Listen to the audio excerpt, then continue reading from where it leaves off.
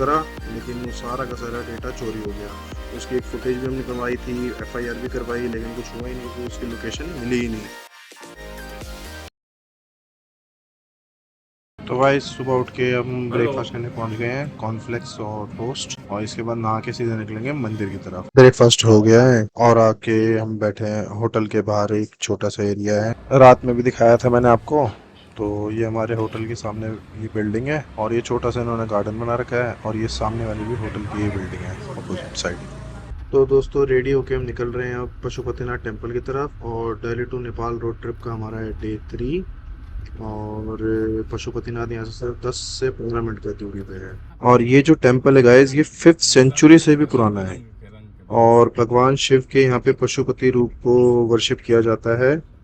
इसका main temple सिर्फ Hindus के लिए ओपन है, लेकिन जो पूरा कॉम्प्लेक्स है वो काफी ज्यादा ग्रैंड है, और यहाँ पे हर रिलीजन के लोग आते हैं।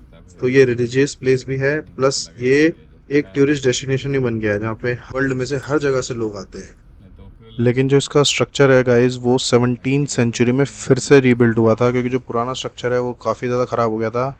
मेन कारण तो पता नहीं, लेकिन सारे कहते हैं टर्माइट, और वैसे तो फायर का भी नाम आता कई बार कि उससे ख़राब हुआ था।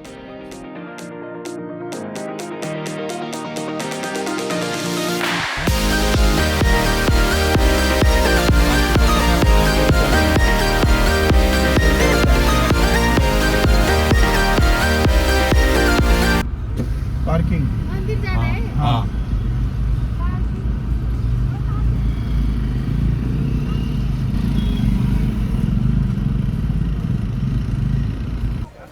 तो अभी पशुपतिनाथ मंदिर पहुंच गए हैं, और यहाँ से है मेन टेम्पल की एंट्रेंस, और ये सारा भी टेम्पल एरिया ही है। तो दर्शन हो गए काफ़ी अच्छे, खाली था, कोई भीड़ भी नहीं थी आज। और देखते हैं अब कहाँ जाते हैं। वैसे तो काठमांडू कहा ही जाता है सिटी ऑफ टेम्पल्स, तो वैसे तो पशुपतिनाथ ही यहाँ का मेन टेम्पल है। और यार यहाँ पे गाड़ी बहुत जाम होता है, तो किसी ने बोला आप टैक्सी कर लो, बाइक वाली टैक्सी करेंगे, लेकिन अभी बहुत धूप हो रही है, तो शाम में करेंगे।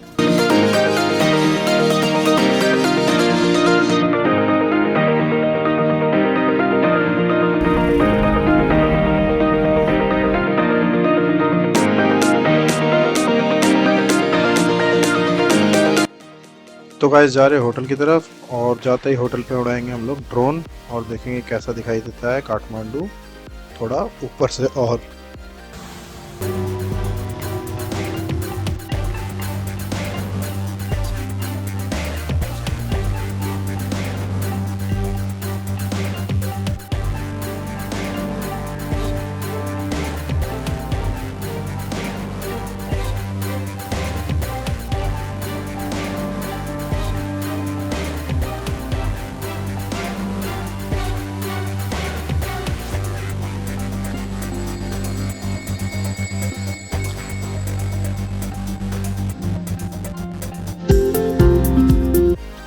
तो गाइज एक बहुत बड़ा लॉस हो गया मेरे को।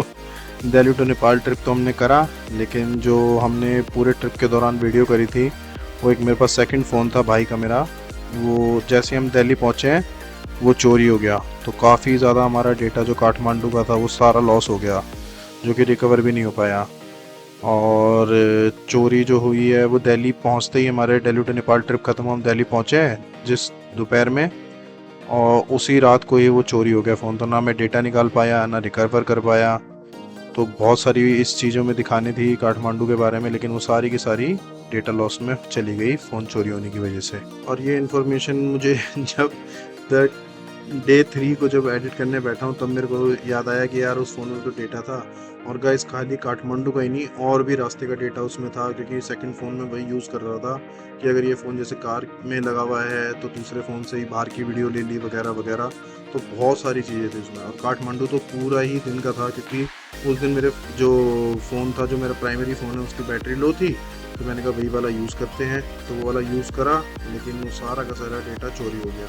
उसकी एक फुटेज भी हमने करवाई थी, एफआईआर भी करवाई, लेकिन कुछ हुआ ही नहीं, तो उसकी लोकेशन मिली ही नहीं। गाइस ये इन्फॉर्मेशन भी वॉइस ओवर कर रहा हूँ, देख ही रहोगे आप, बताने के लिए जितना हमने यहाँ पे आने के लिए पेट्रोल लगाया, खर्चा किया, सब वेस्ट हो गया। लेकिन कोई बात नहीं, फिर हम दिल्ली टू नेपाल एक बार और करेंगे, और इस बार सिर्फ काठमांडू नहीं, बल्कि मेजर सिटीज़ जो होती हैं, जो फेमस जगहें होंगी, वो भी करेंगे नेपाल की पूरी आने वाले टाइम में। जल्दी लाएंगे वो टाइम भी।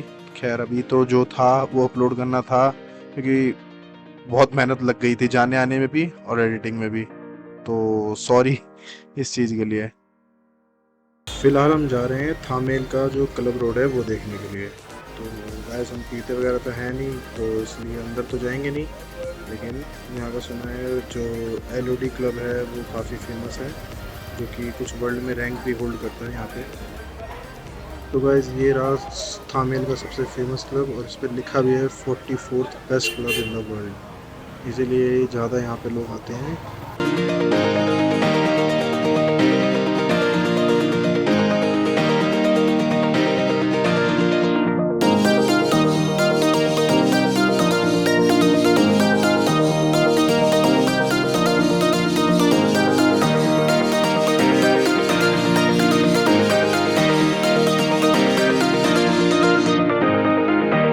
तो यहीं से हम लोगों ने रोल वगैरह खा लिया था, और डिनर यही हो गया था हमारा, और इसके बाद हम होटल जाके सो गए थे।